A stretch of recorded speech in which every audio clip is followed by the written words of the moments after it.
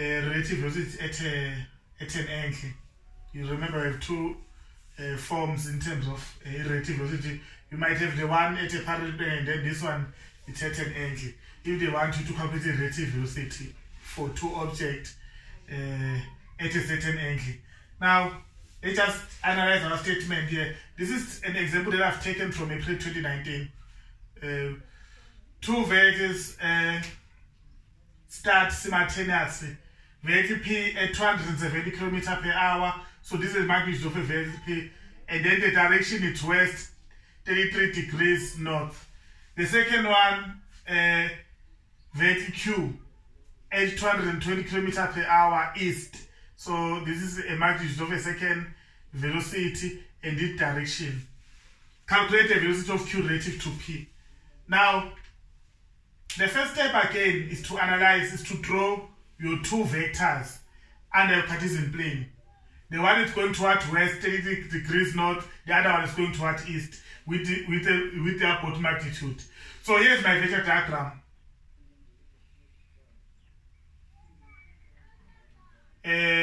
You have VQ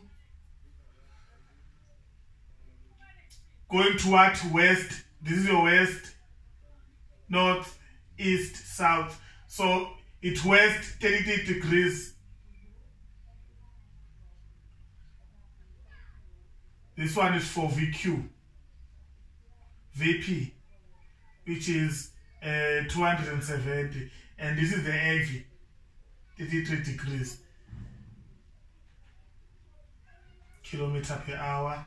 The second one is going direct east.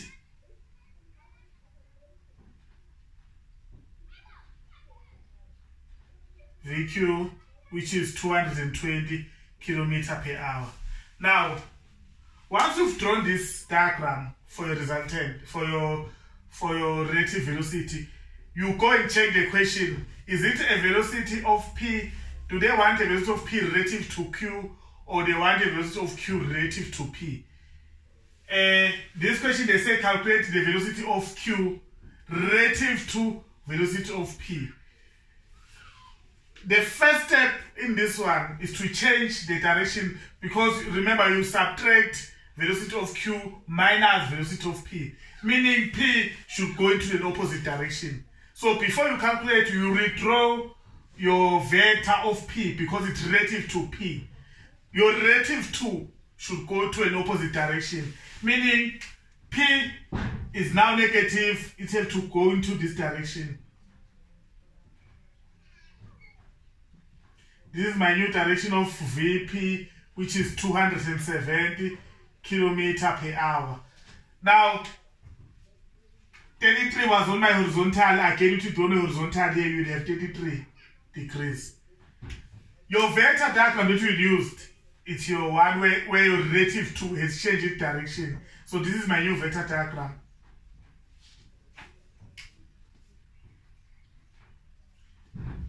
This is your vector diagram. What next now? Once you've changed the direction of your velocity, of your relative to, you now apply the same method. In this question, they wanted Q relative to P. This will be equal to your resultant. Meaning, once you get your resultant of these two vectors, it will be equal to your relative velocity. Let us just calculate our resultant, and then resultant is equal to relative velocity in this direction. Now, you apply the same method. This is my reference, 0 degrees. From 0, I go anti-clockwise. My first vector is at 0 degrees, my 220 is at 0 degrees. So for 220, I'll use 0. And then the second one, it will pass 90, pass 180, pass 270, plus this angle. What is my angle from east going anti-clockwise to my second vector? It will be 33 minus 90. So here you have 57. This angle is 57. The total angle displayed from east toward my second vector will be 57 plus 270, which is 327. So for the second one, I'll use 327. You have both of your angles. Now, once you have your two angles, for my second vector, I'll use 327. My first vector, I'll use 0. you get your component, vertical and horizontal component. So sum of your vertical component,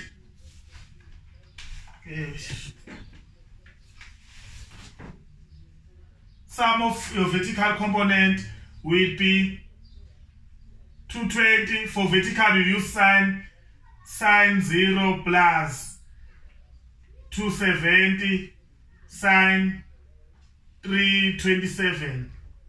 Then you get your sum of vertical component. To make sure your calculator is in degrees,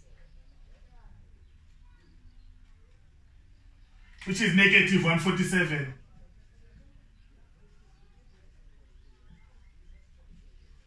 Since it's negative, that means it's going towards south. Your vector is downward. Second, sum of your horizontal component will be 220 cos 0 plus 270 cos 327. Then you get your horizontal component.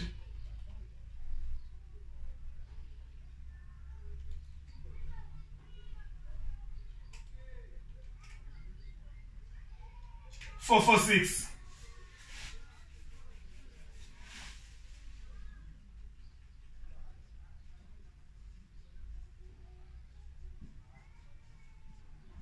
So in positive, that means it's going toward east.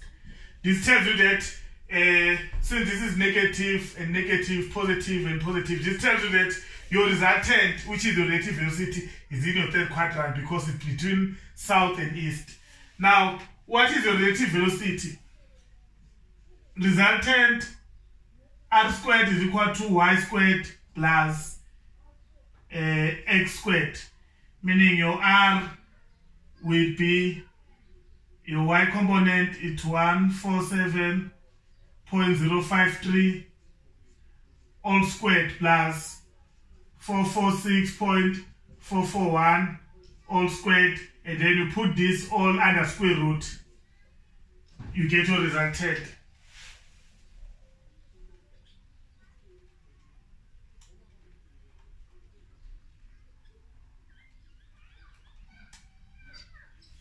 It's 470.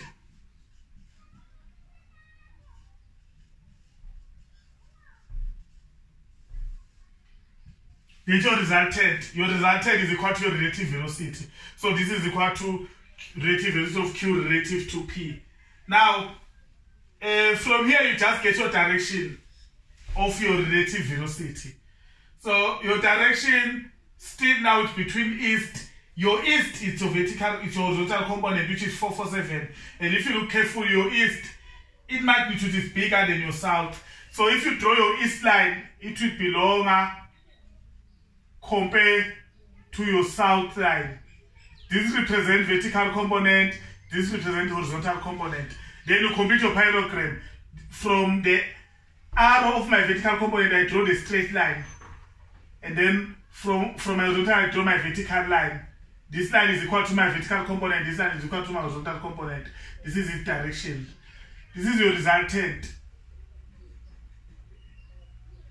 You choose whether I want it to come from, this is south, this is east, to come from south of east or east of south. We're just going to choose this vertical one as theta. If you choose this as theta, I can make this bold. This is 90 degrees. This side is opposite. So your horizontal line is opposite. Your vertical line is adjacent. Then you can use tan theta to get a direction of your resultant. Tan theta is equal to opposite, which is the horizontal component, over adjacent, which is your vertical component. That means your theta, your opposite, your horizontal component is 446.441 over your adjacent side, it's 147.053. You get your direction, so you use tan theta from that angle. So second function, tan 446.441 over 147.053, 71.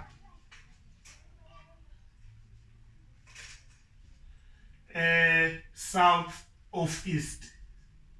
Therefore, your relative velocity QP is equal to your resultant, which is 470.036 km/h, comma, south 71.770 degrees east.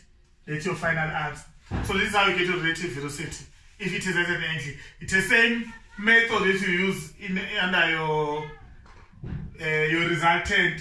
You draw your vector diagram. The only difference is your relative to should go into a different direction. That means if it was, say, velocity of P relative to Q, that means your Q should have gone toward west. But now it was a relative velocity of Q relative to P. P was going toward north of west. It has to go into the opposite direction, which is